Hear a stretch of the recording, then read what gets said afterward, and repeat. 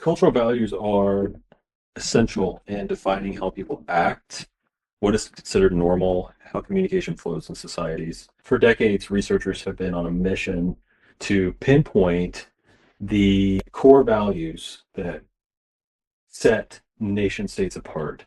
And these models have their limitations, but they serve as a powerful framework for grasping cultural differences. So today I'm going to go over some major models of cultural values and explain those to you. So there are several influential models that have been developed to describe cultural values across the nations. The first one is Hofstede's Dimensions of Culture. Dutch researcher Geert Hofstede executed a groundbreaking study of cultural values in the 70s and 80s, surveying more than 100,000 employees across 40 countries. And Hofstede has over time pinpointed six critical, crucial dimensions that highlight the differences of national cultures. These are individualism, collectivism, power distance, uncertainty avoidance, masculinity, femininity, orientation, and indulgence versus restraint. Let's first go over individualism, collectivism. This dimension describes how people view themselves in relation to the groups that they belong to.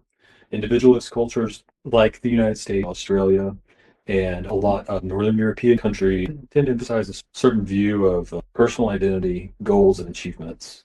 Collectivistic cultures, on the other hand, like Japan, prioritize group harmony, interdependence. Collectivistic cultures.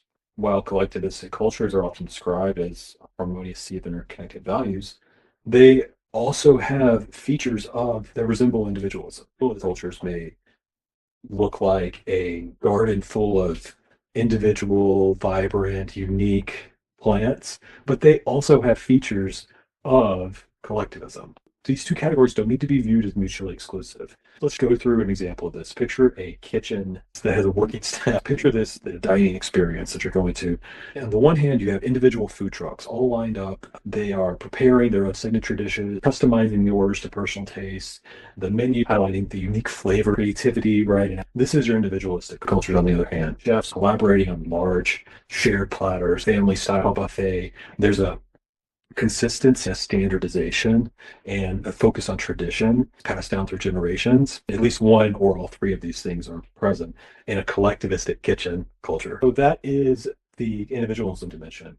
Let's also think about how this plays out in the dimension known as power distance. So power distance is how inequality and hierarchy are viewed within a culture. So high power distance cultures accept wider gaps in authority and status differences, and low power distance cultures expect more egalitarian relationships that are not based on authority position or hierarchy. So let's go back to the kitchen metaphor again. Let's think about a kitchen hierarchy. So a low power distance kitchen that we just talked about would have more collaborative menu planning between the staff and the executive chef, for example, and the owners, perhaps of the establishment. And you may also have chefs that are not in a rigid system where they just cook one type of meal or they just have one job. You have rotating stations and stuff like that. In a high power distance kitchen, there's more of a strict and rigid separation between these divisions. This hierarchy has a system of clearly defined roles. And for example, the executive chef kind of guides and dictates what the menu will look like with little input from the associates. Okay. So the last one that I'm going to go over two more. One is long-term versus short-term time orientation, and then the other one is going to be indulgence versus restraint. The long-term versus short-term time orientation. This dimension captures the differences in time perspective and the priority put on time, the priorities that we have and how we orient those priorities in relation to time. Long-term oriented cultures value persistence and thrift, and short-term cultures focus more on immediate rewards. Let's go back to the kitchen again. The kitchen represents the society and the dining experience. Long-term time-oriented kitchen, there's a focus on time-honored cooking techniques that go a bit slower, take a little more time, more drawn out. There's more durable equipment as well, and there's slower cooking methods. The focus is maybe on just a few things that can build across a long period of time. Whereas short-term oriented kitchens are probably constantly changing their menu. The long-term time oriented kitchen is there's quick preparation, there's faster turnover, there's more focus on convenience. This explains the difference between the two. So short-term time oriented focus on the immediate moment, whereas long-term focus more on planning for future outcomes that is not quite realized yet. And it's not within reach yet either. The last one I want to go over is the difference between indulgence and restraint. With indulgence and restraint, the latest dimension added by Hofstede, indulgence is really this inclination to satisfy some kind of fundamental human desire in the moment that is associated with enjoyment, whereas restraint embodies the belief that gratification needs to be tempered and moderated. And this is the most recent dimension. It doesn't have as much research as the other ones, but it is really important to understand because when we think about the idea of restraint, it is viewed as a limitation, but it can be viewed in this case a very positive force. So like we focus on things like goal achievement and thoughtful consideration before acting. So this can help with decision making, as well as sticking to like healthy habits and management and sticking to a plan. This type of restraint can be very positive for people, and the short-term orientation can also be positive. And it's important to understand that these dimensions are not binary, they're not simplistic, they're not fixed, and they're based on large populations. They're not based on individual people. A person may be a little bit more collectivistic. That doesn't mean that they don't also have an individual identity. A person might be more individualistic. Doesn't mean that they don't also have tendencies to be more collectivistic. So it's good to not think of these categories as mutually exclusive. These values are organized into a circular structure that's based on their motivational goals and the compatibility, as well as the tension between them. So Schwartz's theory of basic human values identifies 10 distinct value types that are recognizable, according to Schwartz, across cultures. And these are organized into a circular structure that's based on their motivational goals and their compatibility or the tension or conflict between them. These 10 values are self-direction, stimulation, hedonism, achievement, the defining achievement, power, security, conformity, tradition, benevolence, and universalism. These are further organized into 4 higher order value types that form 2 basic dimensions.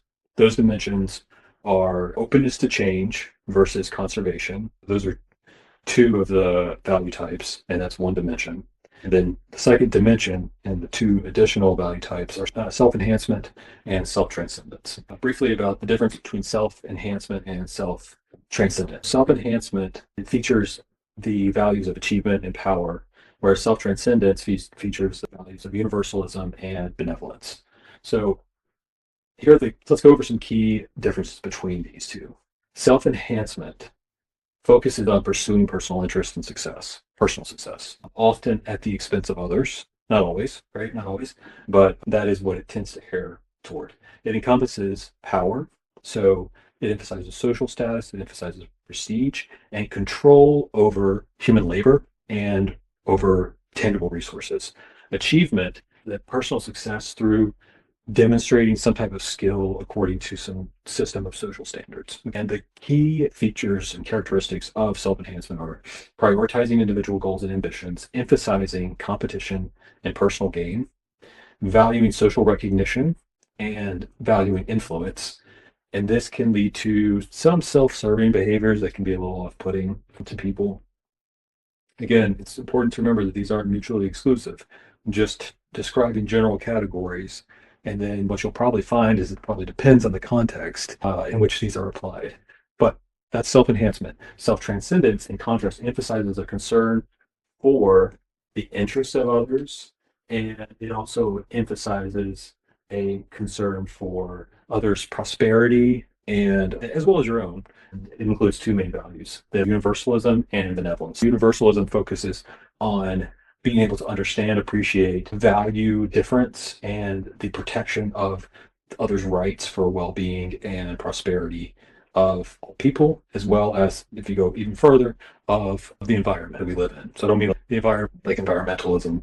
I mean the environment, your local community or something like this. Benevolence emphasizes preserving and enhancing the well-being of people with whom one is in frequent personal contact with. The tension that can emerge between self-enhancement and self-transcendence manifests in various aspects of life. The first one could be decision making. Self-enhancement tends to lead to choices of a perceived immediate personal benefit, and transcendence component considers its impact on the self as well as others. And also the aspect of career choices. You may be more inclined toward more independent contractor jobs, jobs where one is left to oneself, jobs where you may perceive an high return if you're focused more on self-enhancement. And self-transcendence may lead to careers that are more inclined toward creative design, team aspect, and a law where you are working with others constantly and you're working within a system where others are affected. Schwartz's theory posits that these value orientations are universal across cultures, which is pretty bold statement. Though individuals and societies, this is important, individuals and societies may prioritize them differently. Local communities within a country may prioritize these different dimensions very differently from the overall nation and how the country is categorized. So the last thing I'll talk about is leadership styles in the contrast between self-enhancement and self-transcendence. So leaders high in self-enhancement often adopt a more streamlined autocratic approach, and those in self-transcendence tend to value the person-oriented, participative, and more inclined toward the creative and innovation style. It's important to note that individuals can exhibit aspects of both, even at the individual level. So let's go over Trompenaars and Hampton-Turner's dimensions. Hampton-Turner, that a person's preference in one of the following 7 aspects will separate them from others in different cultures. These are internal versus external control, synchronous time against sequential time, achievement versus attribution, non-emotional against emotionally charged, specific versus diffusive, and individualism and communitarianism. So I'll start with internal and external. So the question is, do we try to control our environment or do we try to adapt with it? That is the difference between internal and external dimension. Mechanistic thinking is present in internally oriented cultures. We perceive that nature needs to be controlled by human labor that has technical knowledge to do so. And that's not as present in the external oriented cultures. The next one is synchronous versus sequential time orientation. In sequential and synchronic time orientation, cultures are classified on the basis of whether individuals prefer to focus on one task at a time or do they focus on many tasks at once. It may seem like you can only do one thing at a time, but do we schedule one thing at a time, or do we have a varied schedule where we schedule more than one appointment at once? This seems strange, perhaps, if you grew up in a sequential society, like I think a lot of people in the United States did, where you're strictly following some kind of timetable, you're following a schedule. Time is really valued highly in cultures like the United States, whereas in synchronic cultures, time is viewed more as fluid and ethereal, and it allows people to carry out several tasks at once and ignoring essentially a singular agenda and focusing on the most important task at hand according to when they come up. I think there are benefits to both. I'm definitely toward the sequential, but it is interesting to understand that when someone more than one thing, if they're from a different culture and we need to meet with them and they schedule something else and they can't meet us somewhere, it may be a cultural value difference. It may not be that they're being rude. It may not be that they don't respect you or something. It may just be that there's a cultural assumption about the nature of time that goes into it. That's not an excuse for everything, okay? But the cultural aspect may be important. So it's important to investigate it anyway. So let's do the next one, achievement and attribution. So the power distance dimension is similar to this. So achievement and award separates cultures on the basis of how they share power and status. The fundamental question is, do we perceive that we earn a position, right? Or is it afforded to us based on status differences that precede credentials? And so accomplishment or achievement oriented societies have a number of characteristics, like the use of titles only when they are relevant to the know-how brought to the task, right?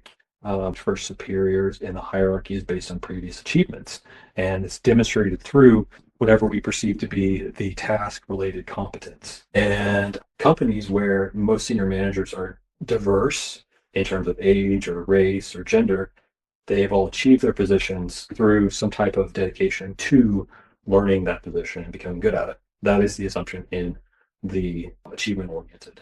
Whereas in attribution, it's more focused on the sort of social system as a whole and how to sort of preserve the traditions of a hierarchy that precedes any kind of achievement-oriented behavior. Okay? So that's achievement versus attribution. Specific versus diffusive is interesting. The question is, how far do we become involved? How people engage colleagues in a single or in numerous aspects of their lives defines the specific or diffuse civilizations. They are very much addressing issues and tasks with precision and with what they perceive to be direct clarity. In a business meeting, for example, the conversation would probably strictly be about the agenda. Where a diffuse lantern culture, okay, in a diffuse culture, the interaction spread out and illuminate a broader area of topics. Personal and professional lives intersect, are intertwined.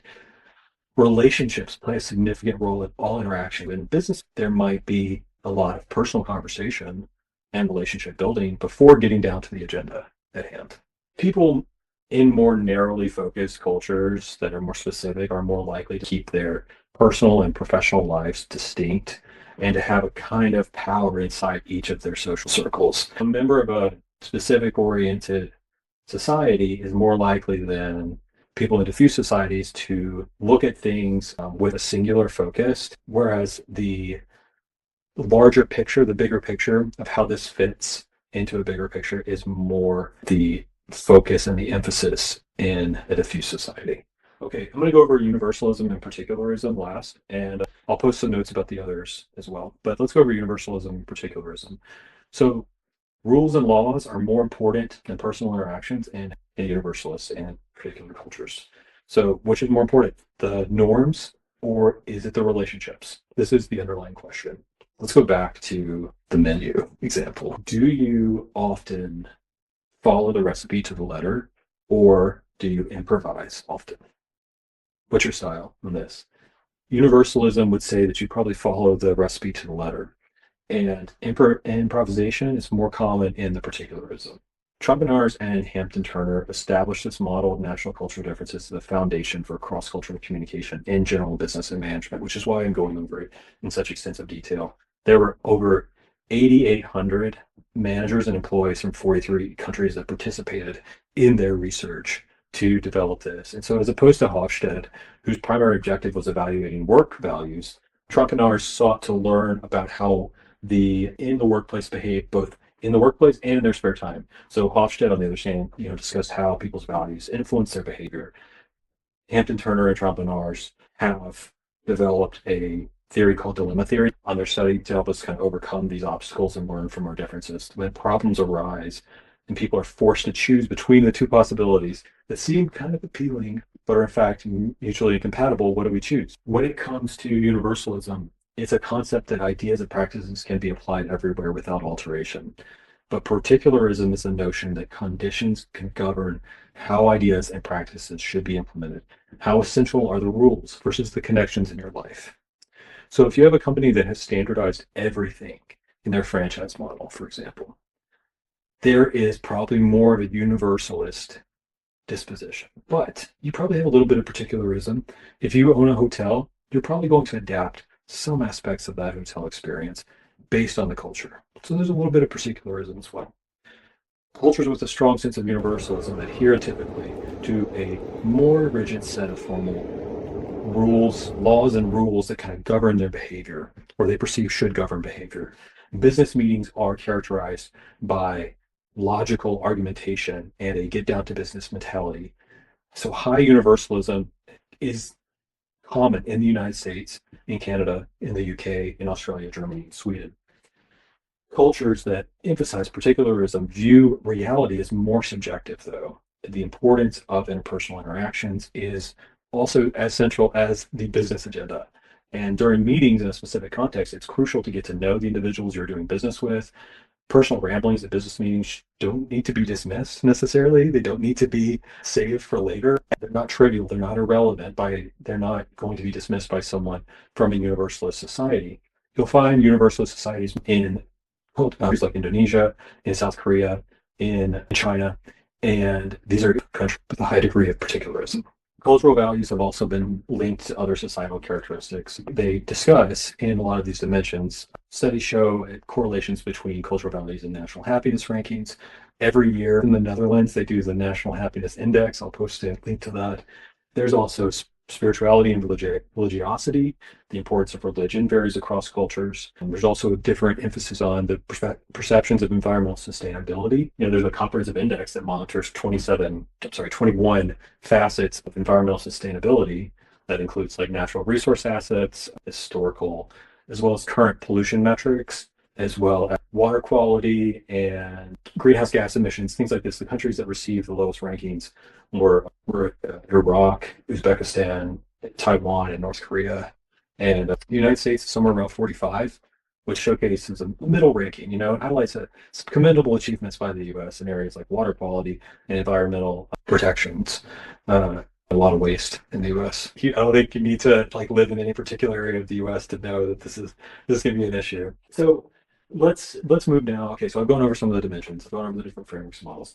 Let's go over some case studies that the book goes through. Let's do Singapore and Japan, and to wrap up this lecture on national cultural dimensions, the concept of kiasu, or the fear of missing out. Okay, everyone, FOMO is the term I use, but this reflects a uniquely Singaporean form of socially oriented achievement motivation. Singapore presents this interesting case study of a collectivistic culture that has embraced competitiveness and has embraced capitalist economic principles. Singapore ranks really high on collectivism in Hofstede's dimensions. It reflects its Confucian cultural heritage that emphasizes social harmony and the common good over the individual interest. So Schwartz's theory posits that these value orientations are universal across cultures, which is pretty bold statement. Though individuals and societies, this is important, individuals and societies may prioritize them differently. So local communities within a country may prioritize these different dimensions very differently from the overall nation and how the country is categorized. So the last thing I'll talk about is leadership styles in the contrast between self-enhancement and self-transcendence. So leaders high in self-enhancement often adopt a more streamlined autocratic approach, and those in self-transcendence tend to value the person-oriented, participative, and more inclined toward the creative and innovation style. It's important to note that individuals can exhibit aspects of both, even at the individual level. The government in Singapore has actively promoted Confucian ethics and what are called Asian values as part of national identity building. This idea of a national identity is uniquely to the Confucian tradition, and the idea of nationalism is built on those traditions. So kiasu culture, let's talk about the FOMO aspect of it.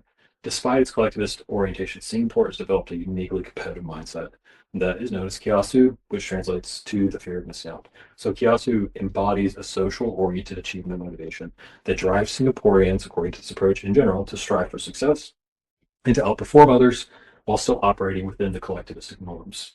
You could even say that this competitive motivation and achievement drive becomes a collectivistic value where people are expected to value that. So it's deeply ingrained in Singaporean culture. It has significant implications for behavior and mindset across generations, and it manifests in unique ways that can reflect traditional values of the Confucius tradition, as well as modern pressures, okay? So if you've grown up in a highly competitive and digitally connected environment, you may not use the term kiasu on a daily basis, but you're probably familiar with what it means. If you think about social media as a prime example of kiasu behavior, especially among Gen Z Singaporeans, and they can be seen in their relationship with social media.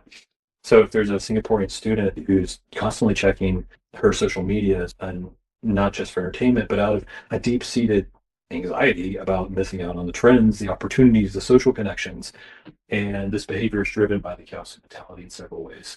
This is driven by the norms of trend chasing, by the norm of using these behaviors to advance career opportunities, by social pressure, so by meticulously curating social media and your presence in social media, by sharing carefully edited photos, and by carefully citing your achievements, social outings, and even your study sessions and your coffee dates, right? This is driven in part by a kiasu inspired need to appear successful and busy to your peers. This idea of constant connectivity, even during family dinners or while hanging out with friends. A lot of people in the younger generation in Singapore are known or has been documented and reported. Yes, constantly we check our phones. We're worried that we might miss an important message or an important update.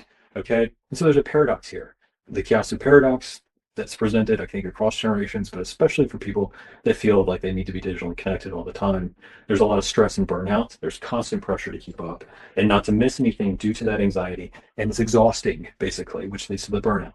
Superficial engagements is another reflection and a constant culture of comparison. So that kiasu mindset combined with social media can really fuel an unhealthy comparison and feelings of inadequacy among people who are constantly on social media. But that doesn't mean social media, of course, is always that way, but it can definitely turn into that. So for example, for Gen Z Singaporeans, the challenge really lies in harnessing positive aspects of the kiasu mentality, like being driven and being ambitious and mitigating the negative effects that could come about from it. So this can be done by digital detoxes are now a thing, which I think says a lot about the nature of these sites if we need to do detoxes all the time.